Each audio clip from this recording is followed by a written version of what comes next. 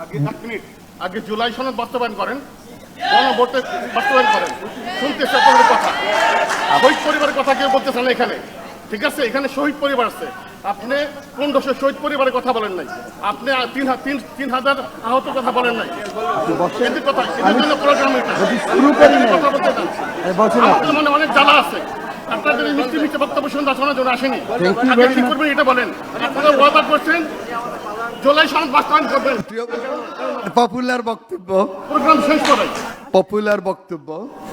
কিন্তু ধরবো তাজুল ইসলাম, যিনি শেখ হাসিনার ফাঁসির সেখানে প্রসিকিউটর ছিলেন, একটু ছাড় দেন নাই।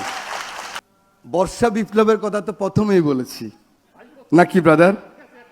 যা উনি, এটাও ওনার কিন্তু একটা রাজনৈতিক অধিকার, উনি এরকম বলতে পারবে। আরে ভাই, আমাদের জাস্টিন ট্রুডো ওকে জুতা মারছে না একটা মেয়ে, ইয়াং মেয়ে, 2 বছর আগে। উনি বলতে পারে এই বাংলাদেশ চাই আমরা, বলেন আপনি এই বাংলাদেশ চাই, আপনি বলতে পারবেন, আপনার অধিকার আছে। আপনারা কতটুকু গ্রহণ করবেন সেটা হলো বড় কথা।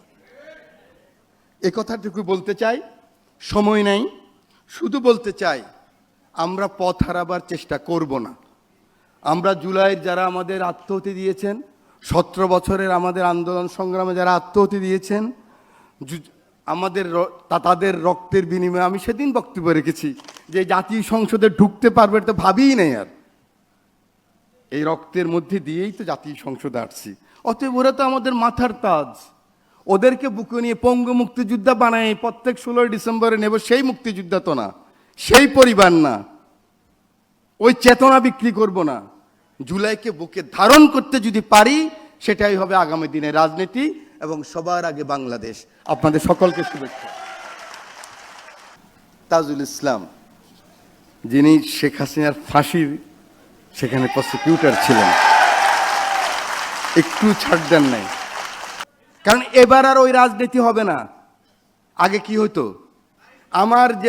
আমার যে ম্যানিফেস্টো, যেটা নিয়ে ভোটে গেলাম, আমরা যাই, বারবার গিয়েছি, 1 বছর যাওয়ার আগেই স্যার আছেন এখানে উপস্থিত, মঈন খান স্যার, আমাদের রিপন ভাই আছেন, আমরা আমাদের ওই ম্যানিফেস্টো না কইরা আগামী 5 বছর কিভাবে থাকবো ওই ধান্দাই তো করছি নাকি সবাই।